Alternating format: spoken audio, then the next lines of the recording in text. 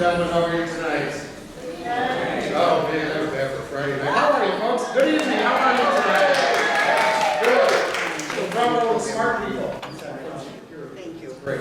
My name is Jim McCullough. I'm the Education and Outreach Director here for the Performing Arts Center. It's my pleasure to welcome you here to our first annual Speak Out Students.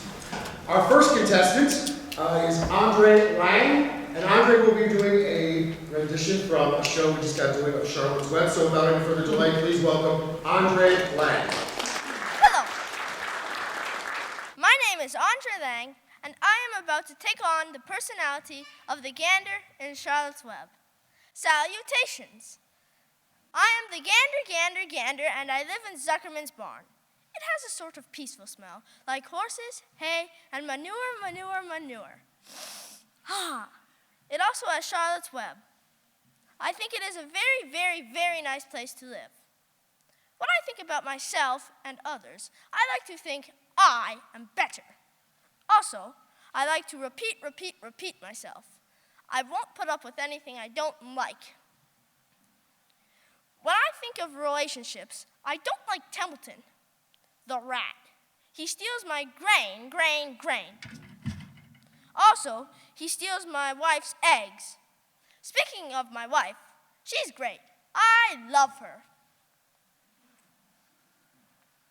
When I think of life, I think it's pretty great. Please try to be more grateful. Whenever you're feeling down, just look around. And you will always find some joy. Honk!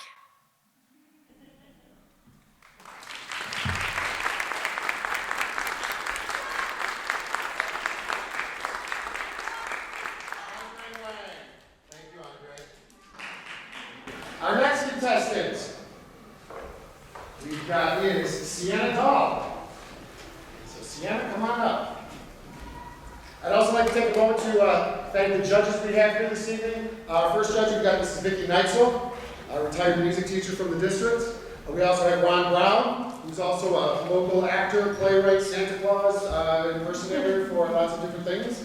And we also have Miss Edie Barron, who has been a long time art supporter, director, actress, a multitude of hats that she wears in the community. So those are our three judges for the evening. You get them next time.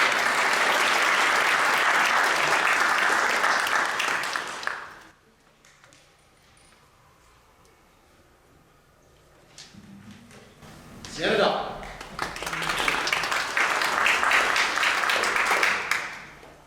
Hi, my name is Sienna, and I'm going to read you a speech I wrote about the importance of school. Schools are very important. They give kids a chance to learn and get a better understanding of the world around them. Now, I will tell you about why schools are so important.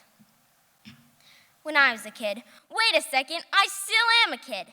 Anyway, as I was saying, schools are a fun place to socialize with other kids your age. Schools also create communities within the school.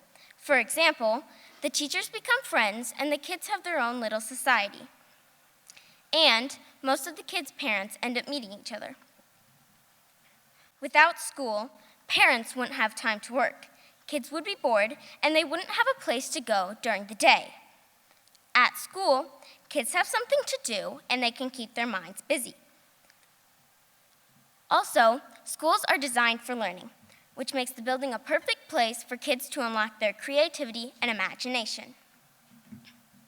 Also, learning is important. School can help kids get a job later on in life. And if no one went to school, no one would be able to get a job. And if no one was working, the world would slowly fall apart. Also, teachers can pass on their knowledge to their students and even influence their future decisions. There are millions of teachers in the U.S. alone. If schools never existed, they wouldn't have jobs. And don't forget, lots of subjects are covered in just one school day. Imagine how much kids learn in a whole school year. All of these different facts prove that schools really are important. Schools are a great place to socialize, learn new things, and pass down information and experiences. I hope my speech convinced you that schools really are important. Thank you for listening to my speech.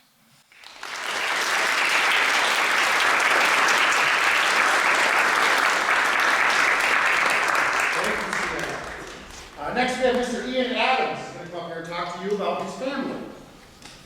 Hi, my name is Ian Adams, and today I'm going to be telling you about my family.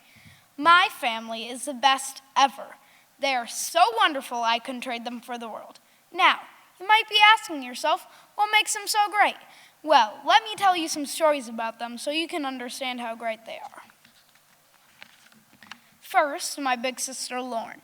Lauren is 5 years older than me and is super annoying. Oh, wait. I'm supposed to be telling you about how wonderful she is. I mean, she's super amazing. She drives me to McDonald's in Culver's. Our bedrooms share a wall, so sometimes after my mom and dad go to bed, we use a secret knocking code to communicate. I tell her some of my secrets, and she tells me some of her secrets. I could probably do a better job at keeping her secrets, but I digress. The very best thing about my sister is that she hasn't killed me yet, which is pretty amazing since I'm a pretty annoying little brother. My mom, also known as Katie, is nice and kind, but sometimes she can get on my nerves. Oh, shoot. I did it again. Scratch that. First, my mom is super nice and patient. Once I was using a baseball bat as a stick and accidentally cut down all of her rhubarb. She was so nice that she let me live another day. There may have been a small punishment, but I guess I'll forgive her for that. The very best thing about my mom is that she got us a dog. I really appreciate my mom for giving into all of my begging. Next up is my dad. My dad can be sort of mean and grumpy sometimes, but he'll usually do what I want him to do, even if it tortures him. For example, in Roblox, he tested out my parkour course a zillion times, even though it killed him every single time. He's the best person to get ice cream with, especially on cruises when it's free. We all know how cheap he can be. Finally, my dad is the only person that will wrestle with me. Sometimes I even let him win. No story about my family would be complete without talking about my dog, Mo. Mo makes all of us better.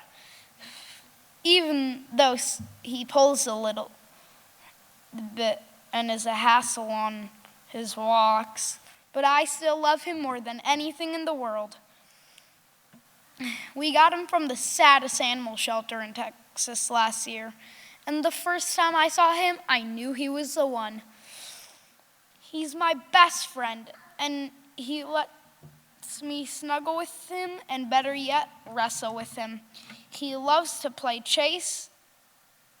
He loves to play and chase me at the dog park. We all love him very much. So maybe my family isn't perfect, but they certainly are perfect for me. And I know that when things get tough, every single one of them will be there for me. Thank you.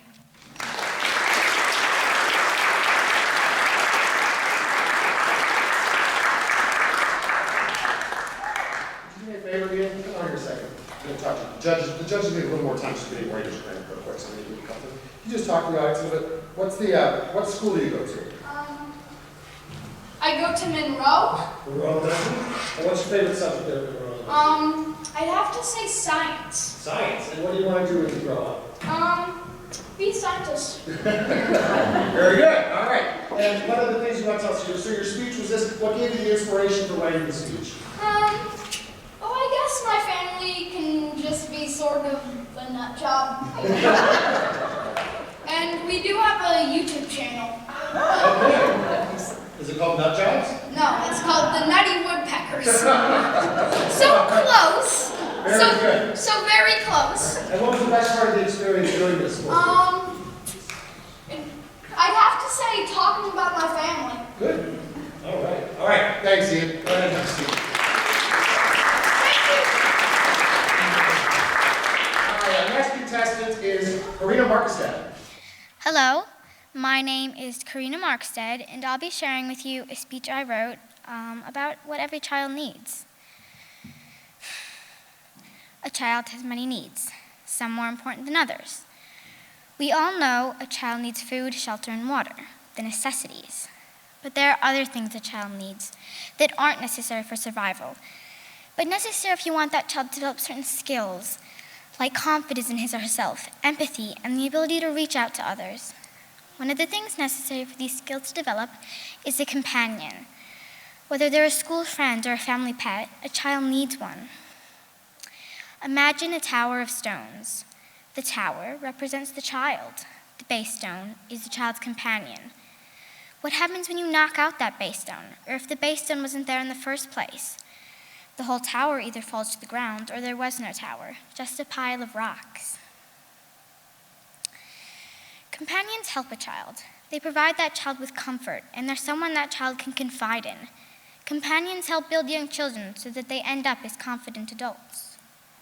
However, a companion isn't the only thing a child needs. A child also needs a loving family. Whether it's a single parent, a loving couple that adopted a baby, a full family with lots of brothers and sisters, or a close friend or relative. It doesn't matter if you're blood related or not. You simply need to have a relationship unlike any other. A family is necessary if the child is to become a strong, confident, loving adult. Picture a mighty castle. Inside of its strong walls is a thriving community. The walls represent the family, and the community inside of the walls is the child. When the walls are destroyed, or if the walls weren't there in the first place, the community is left alone, weak, and undefended. Families help protect the child from the bad side of the outside world. They give the child someone to hug when they're feeling sad, someone to comfort them when they're lonely, or even someone to get mad at when they're feeling moody. A child needs family. There's one more thing I have to say about children. They need books. A good book can whisk a child away to a different place. It can help them develop a stronger imagination, and it helps them get away from the reality of the world. Imagine yourself dropping a stone in the water. When you drop that stone, it creates ripples. Those ripples represent the child developing an imagination, a vital tool if the child is from a writer, an artist, or a designer. That first ripple means the child has engaged in a good book and is currently imagining the character fighting a dangerous battle or off on a daring quest. The bigger the ripples get, the bigger the imagination grows. We can accomplish anything with our imaginations. We simply need a good one. And of course, there are other things out there that a child needs, but I find these to be the most important: a companion, a loving family, and an imagination. Thank you for listening.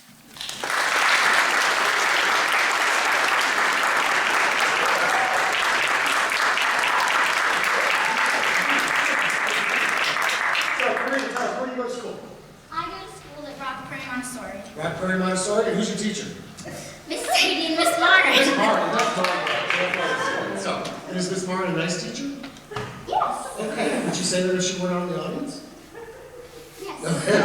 Can't think for a second, but that's okay. No. So, what gave you the inspiration for writing that speech? That was a great speech. What gave you the inspiration for it?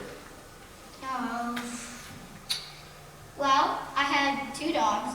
One of them I had to put down, and he was a very good companion to me. And the other one he's support for me. So, Good. yeah. And then I guess for the family, it's nice to have a family. Yes, it is. That's good. So, what do you plan on doing for your summer vacation? You got summer coming up. You got any plans for the summer? Not going to school, right?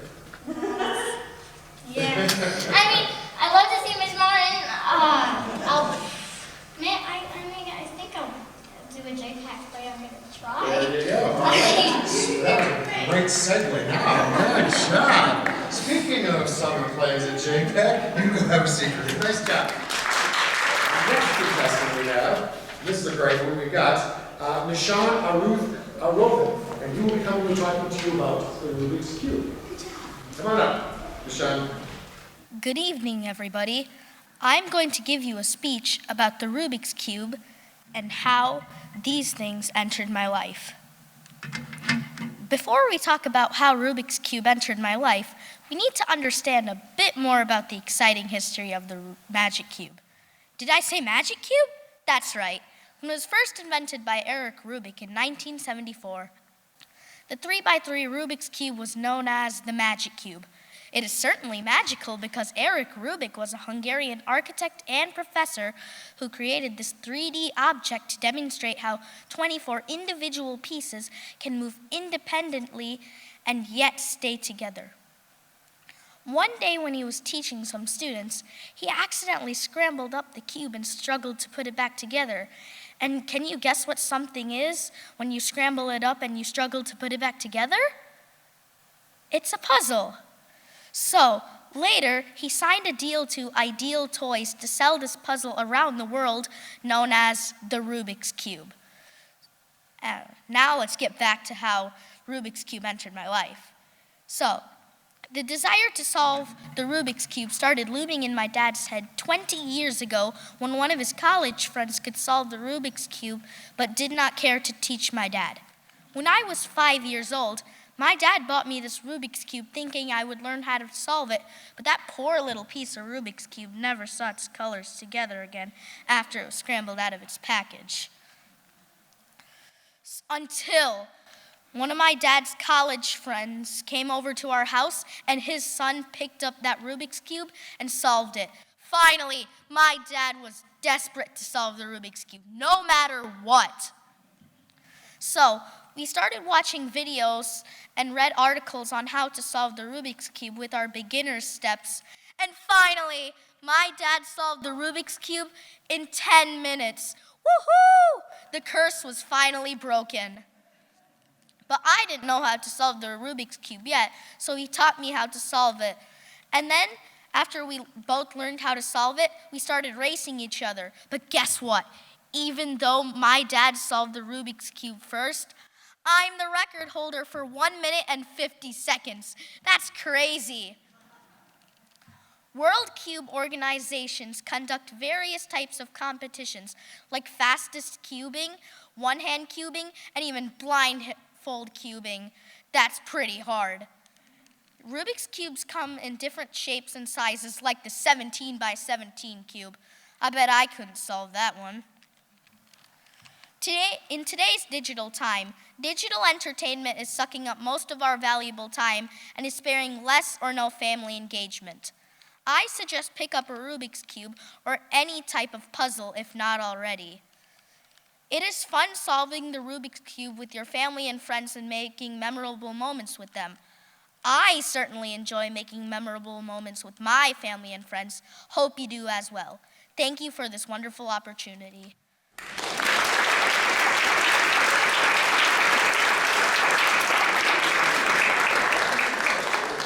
All right, Nishan, talk to me a little bit about what gave you the inspiration for the Rubik's Cube. Let me ask you this first of all.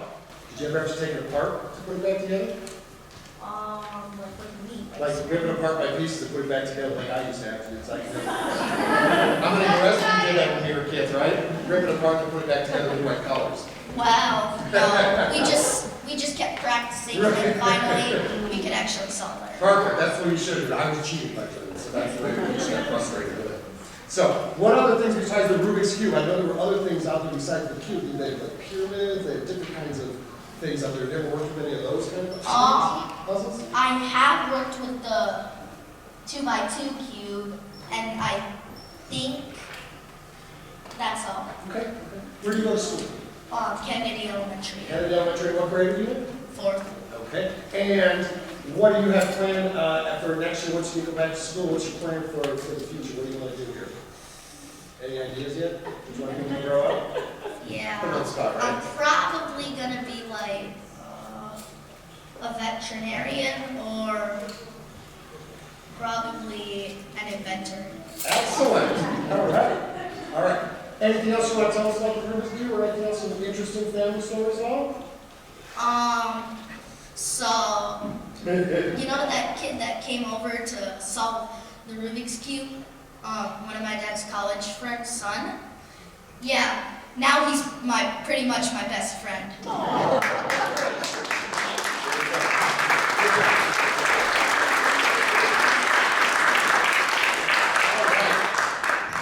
Our last contestant for our 4th and 5th grade division is Evelyn Newman. Good evening. My name is Evelyn Newman, and I will be talking about the Civil War to you. The Civil War started on April 1861 at 4:30 a.m. when Confederate troops fired on Fort Sumter in Charleston Harbor, South Carolina. Union forces surrendered less than 34 hours later. The Civil War was mainly caused by the long-lasting disagreement of slavery, but also because of the election of Abraham Lincoln. You may be asking, how was slavery involved in the Civil War? Slavery was involved because it was the main topic, the main reason why the Civil War started. The slaves did all the industrial work like constructing fortifications and repairing damaged railroads. They also served as medical workers. However, not everyone liked the Civil War. One man took a stand for slaves' freedom, and that was our 16th president, Abraham Lincoln. Abraham Lincoln wanted to end all slavery. Abraham was elected on November 6, 1860.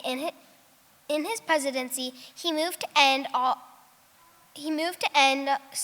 slavery on January 1st, 1863, with the Emancipation Proclamation. Abraham Lincoln lived for 56 years, from February 12, 1809 to April 14, 1865.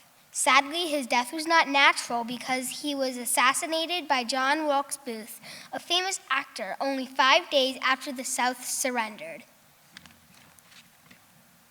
The Civil War ended on April 9, 1865, when Confederate General Lee surrendered to Union General Grant in the Battle of Appomattox Courthouse after Lee had abandoned Richmond and Petersburg.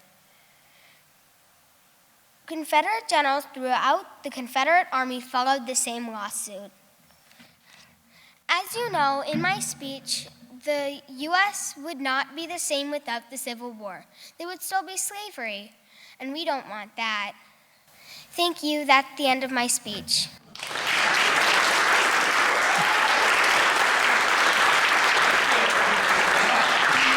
Tell us where you go to school and what grade are you in? I'm in 4th grade in the Challenge program, and I go to Roosevelt Elementary School. Elementary. And what kind of classes, what are your favorite classes up there at the Challenge? I like math, science, and history. Excellent. So what part of history, besides the Civil War, what other parts of history do you like? Like American history or? I like all kinds, especially Asian cultures. Okay. I currently have a very big interest in Chinese and Japanese cultures. Nice. Have you been to China or Japan at all? No, but I've read books. Cool. Very good. All right. Give her a round of applause.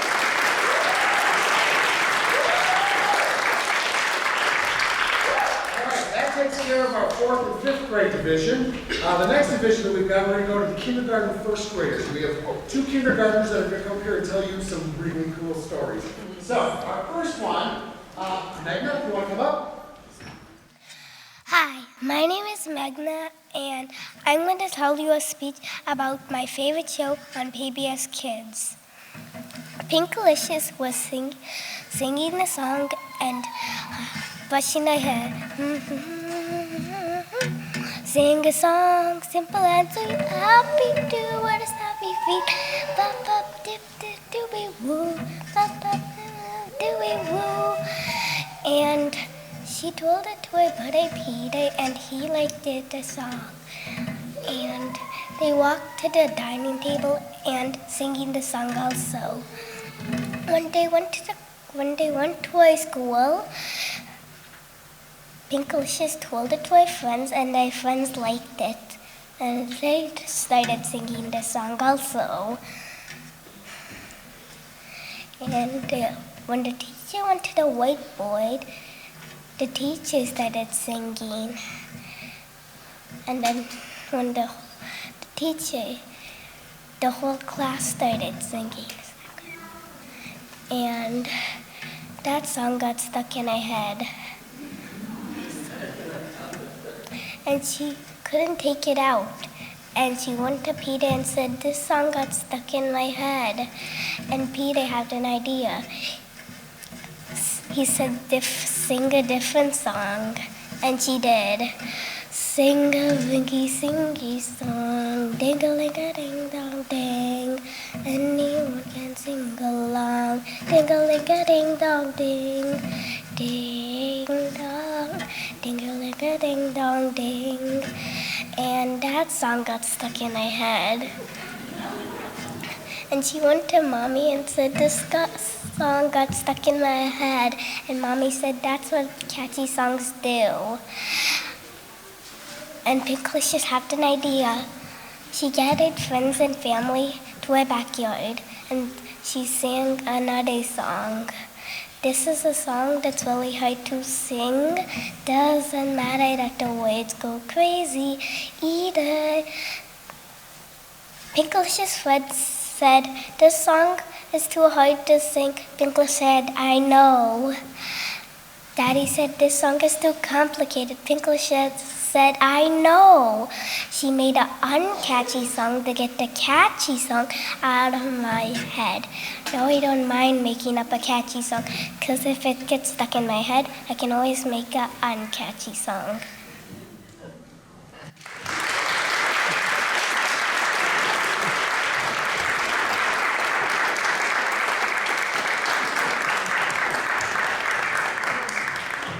So you like Pinkalicious, huh? I could gather that. So can you tell us where do you go to school? What grade are you in? Where do you go to school? Kindergarten. Kindergarten. And what school do you go to? Kennedy. Kennedy, and you're in kindergarten. And what's your teacher's name? Mrs. Inman. Mrs. Newman. And is she a nice teacher? Yeah. Is she out there watching you tonight, do you think? Ask her if she's out there. She's not out there. Okay. All right, what else besides Pinkalicious do you like? What other cartoons or what other favorite musics do you like?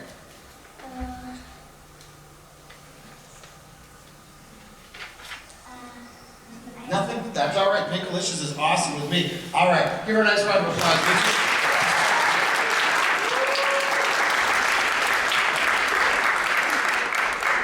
All right. Amal Shikani is our next contestant. So Amal, come on up. Hi, my name is Amal, and I'm going to tell you about one of my favorite places.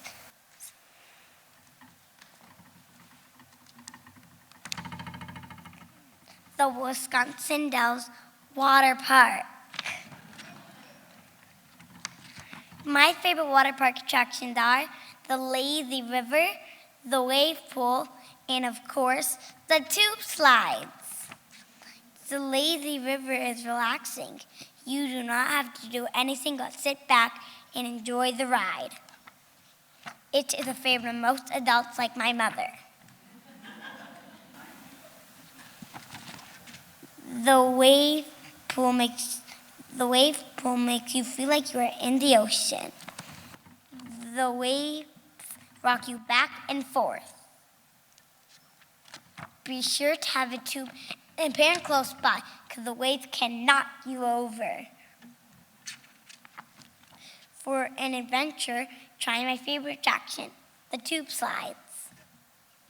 The tube slides.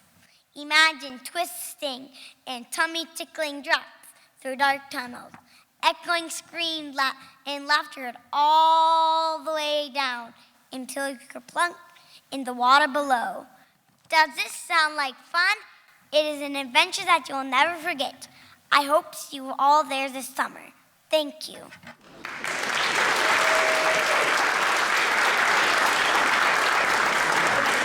right, so tell us where you go to school and what grade you're in. I go to Montessori and I'm in kindergarten. Kindergarten. Who was your kindergarten teacher at Montessori?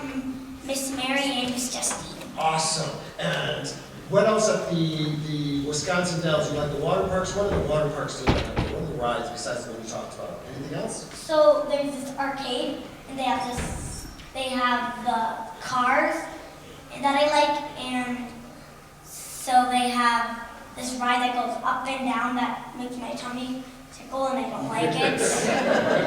And there's this thing like that you go up and that there's a thing attached to it, so if you fall, if you won't fall, something will like, there's a line that will catch you. But that'll catch you so you don't fall and hit the ground. Well, that's good. That's part of it. And it went on the zip line.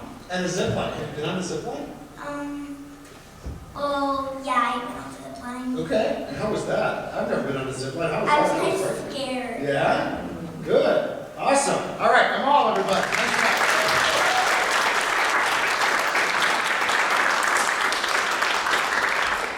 All right, that concludes our kindergarten portion, kindergarten first grade division. So now we're going to move up to our second and third graders. Our next contestant, starting out our second and third grade division, we have Mr. Boaz Brotzman. You want to come up, Boaz? My name is Boaz Brotzman, and today I'm going to be telling you a story about a hero from the American Revolutionary War. I'm sure you've heard of George Washington and Paul Revere, but have you ever heard of Captain John Paul Jones? He was a Scottish-American naval captain of a very old, ugly, and battered ship. It was a fitting name as the Poor Richard. It wasn't even a warship, but an old merchant ship donated by the French.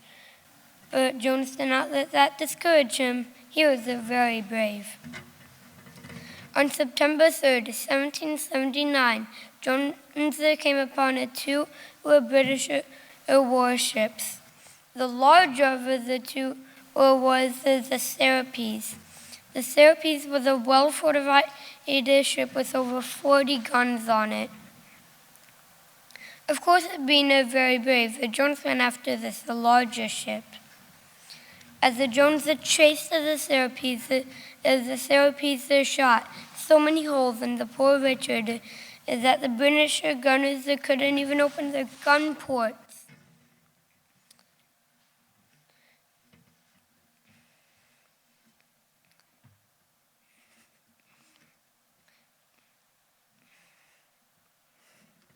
Next, Jones tied the ship to the Serapis as one of the men on the Poor Richard threw a grenade onto the Serapis. It cleared the deck except for the captain. Jones transferred his crew over to the Serapis as the Poor Richard sunk to the bottom of the ocean. Jones had a new ship now. You know, my parents always tell me that I'm really brave because I like to try new things. Well, I think Captain John Paul Jones was one of the bravest heroes in the American Revolutionary War. Thank you.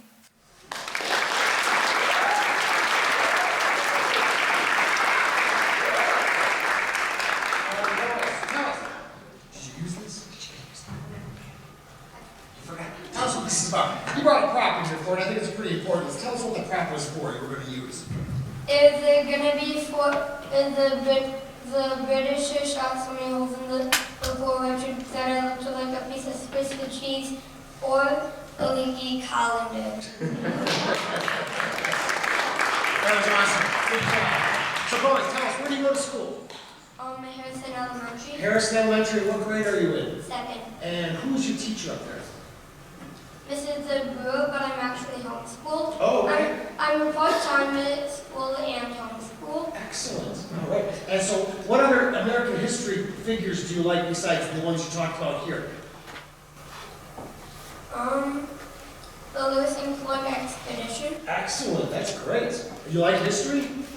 Do you want to study history when you get older? Or do you want to do something, travel the world maybe? I actually want to be a scientist. A scientist? What kind of a scientist do you want to be?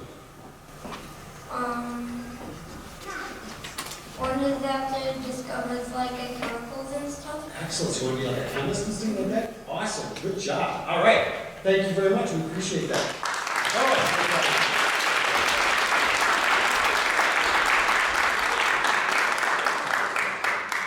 right. Our next contestant comes to us is Miss Amelia Martinez. Amelia, come on. Here comes Amelia.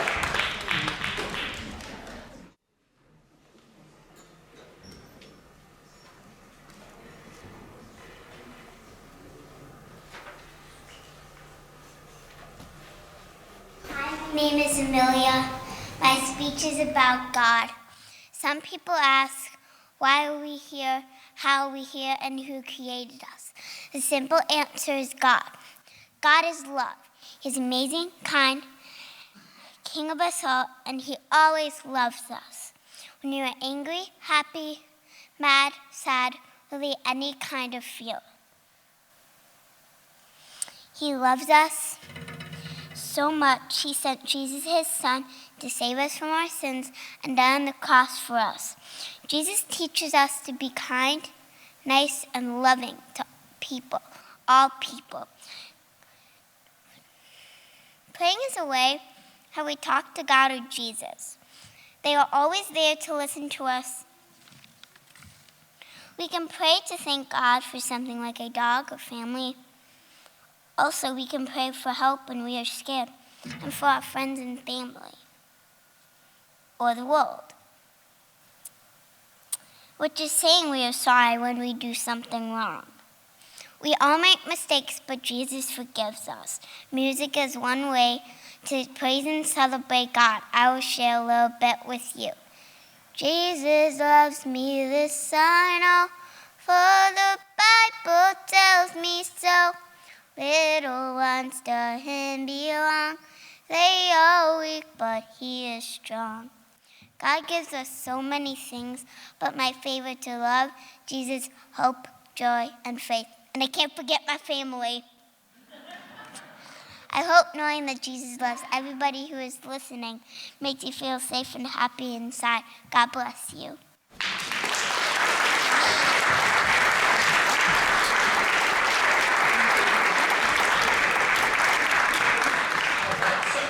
Where do you go to school?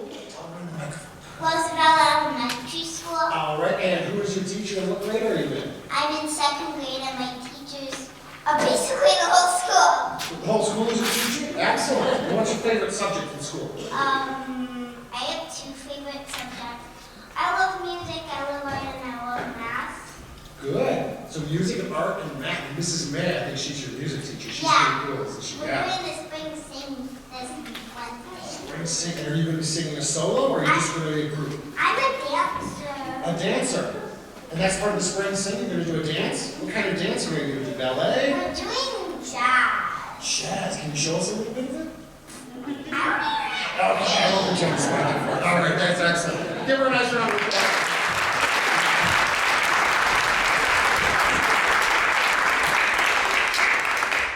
All right. Our next contestant we have is Mr. Alexander Lang. So come on up here, Alexander.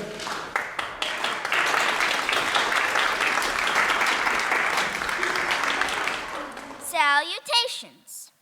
My name is Captain Super, and wait, I haven't got to that part of this speech yet. My name is Alexander, and I've written a fiction book about a man named Captain Super. I'm about to take on his personality right now. Hello, my name is Captain Super, and I am about to tell the truth about my life. So how? You are probably wondering, did I become a superhero? Okay, maybe you weren't wondering that, but you probably are now. Well, that remains a mystery to be told, and I'm about to tell it. So, I was playing street hockey when I heard a boom. I was really surprised, since through a crazy time warp thing. I was really surprised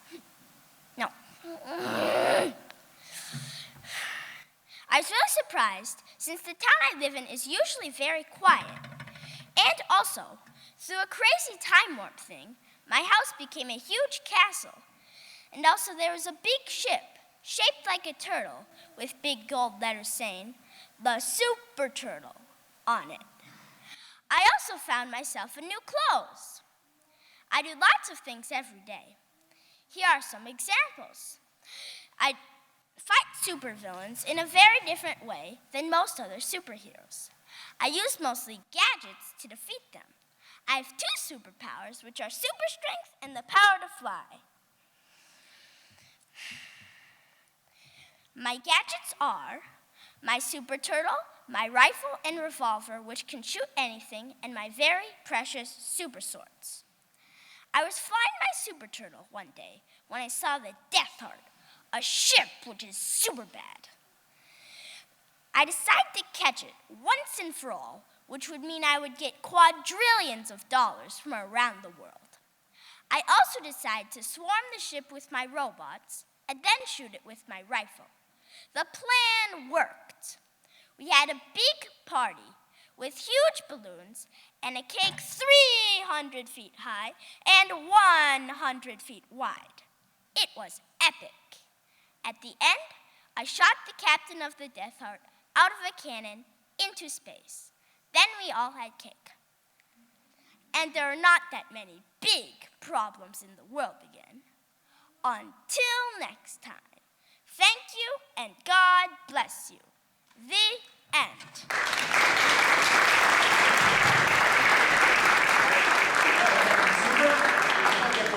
So now you have this book. What was this book you were, it's all about? What's that? I homeschooled and I got this from the leader of our homeschool group, and she sent us some books. We still have lots of books. I did this in marker, so it's not very good. I'm planning to make it better. Okay, it's good. And this is a book that you wrote yourself? Yes. So you go in and show some pictures? Yes. Awesome. So basically it's a write your own story, and it's got all the lines and stuff, so it helps you with spelling. It's really a cool thing. And you wrote this whole story? Yes. Awesome. Look at that. Very cool. What else do you like to do? Do you like to draw and write, or what else? Yes, I do. Okay. Do you have any other books that you've written? No. Nothing? Nothing published yet? Okay. All right. So, and you said you're homeschooled? And how old are you now, Alexander? 8. 8. And your older brother was the goose, right? Yes. And you have a younger brother, I think, too, right? Yeah, he's sitting right there. Yeah. He's been very good, too. So, and Captain Super. What else? What other superpowers does Captain Super have besides what you told us about? Anything else? Nope. Just a super guy. Yes. Awesome. Nice job. Alexander Lang, everybody.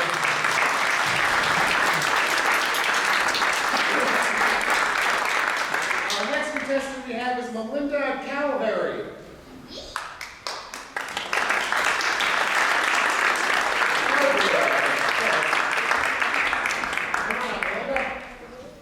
And here's Melinda, and she's going to talk to you about something very dear to my heart as well. Hi, my name is Melinda Calperli. I got a new pair of gloves today, but they are both left-handed. On one hand, it's great, but on the other one, it's just not right. Raise your left hand if you're left-handed. Raise your hand if you know someone left-handed.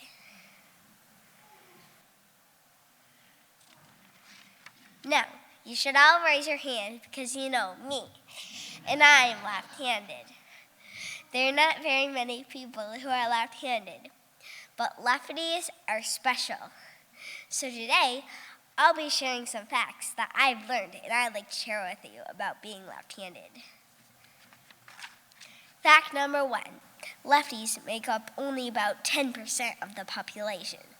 But it has been said that individuals who are left-handed score higher when it comes to creativity, imagination, daydreaming, and intuition. That's why I'm here today.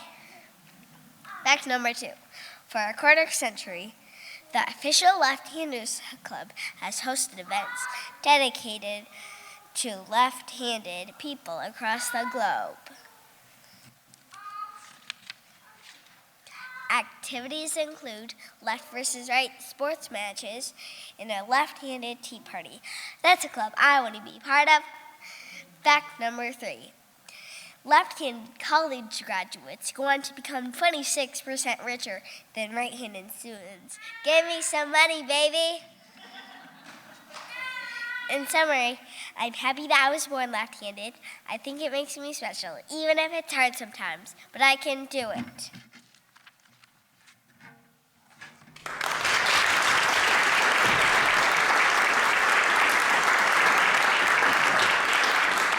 Power to the lefties, right? Nice job. Good job. So go there and talk for a little bit.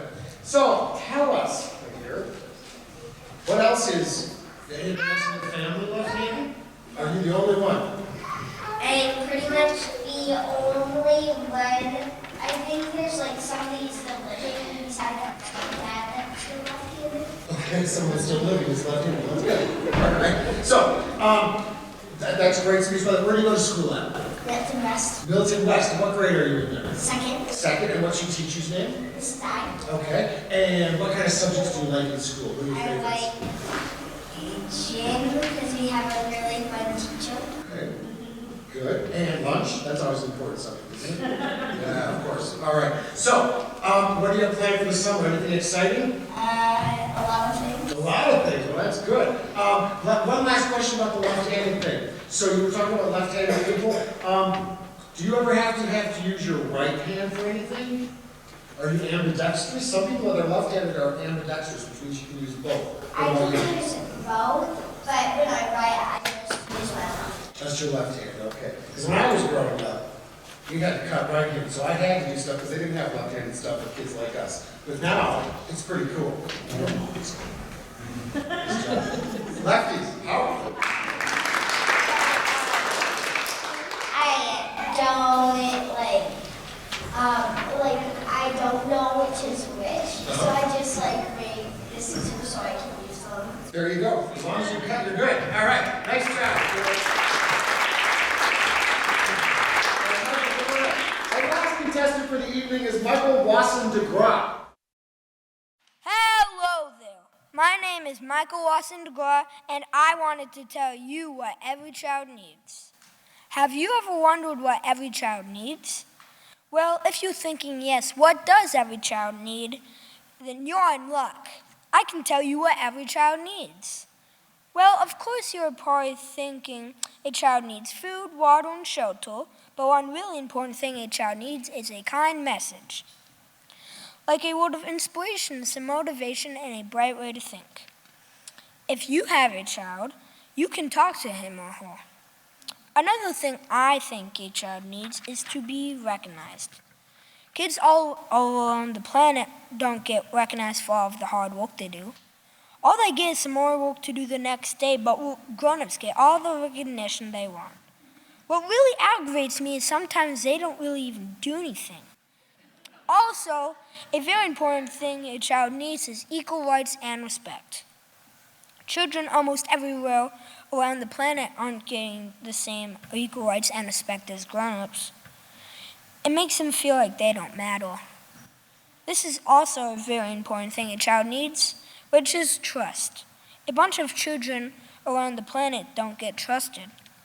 It makes them think something like, why don't my parents trust me? I know this because I have had the same experience when I was younger. Would you want to be treated this way? This is the most important of all, which is love. Love can be shown in many different ways. You can give your child a big warm hug. You can play catch or ball or anything you and your child likes to do. Not everything has to be something you can pick up or touch. You can tell a story or talk to your child.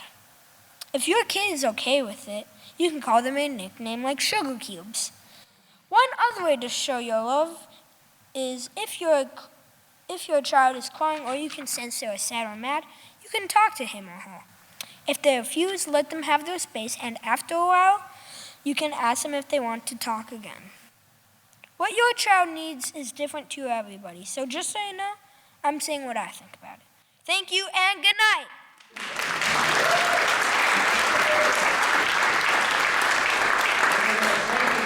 So tell me, Michael, what grade are you in and where do you go to school? Third grade challenge and Roosevelt. Roosevelt, excellent. What grade? Third grade, you said? Yeah. And what's your favorite subject in school? Math. Math. What do you like about math? Numbers? I like the thinking part of it. The thinking. Good. The thinking part. That's good. All right. And what do you got planned for math? You do math when you grow up? You want to do something with math? Engineering. But you really gotta like math too. That's awesome. So, what do you got planned for the summer? Any big plans? Kind of.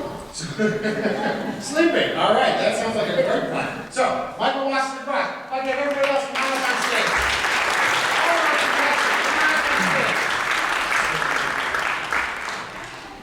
come on up, guys.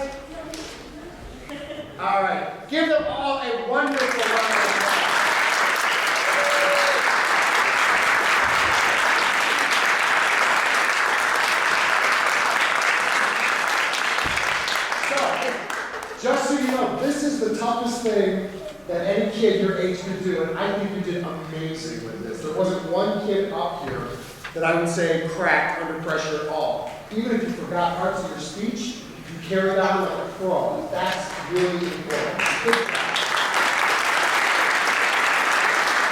So, we've got 3 categories here of winners. So you guys, every one of you is a winner. I hate putting a competition to this, but it's cash, so cash rules.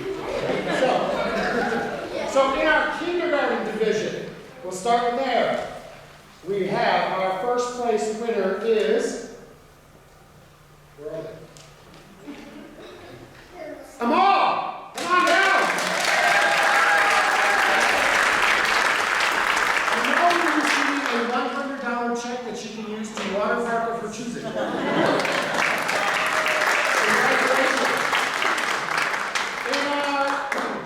In our second and third grade, we have Mr. Alexander Lang.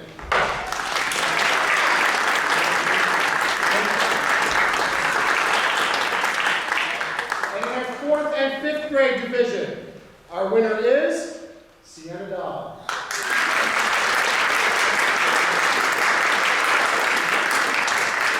You all did a wonderful job. I always encourage you to always try to get up in front of a group of people. You're going to have to do job interviews. You're going to have to talk to people at some point in your life. You can't hide behind your screens all the time. So the more you can get out, and the more you can talk to people, the better off you're going to be. This was a fantastic first time out of the gate. I can't tell you how proud I am of this program, of what JPAC has done with the community, and with the kids in general. So next year, I look for twice as many kids out here, if not more. So again, give them a nice round of applause.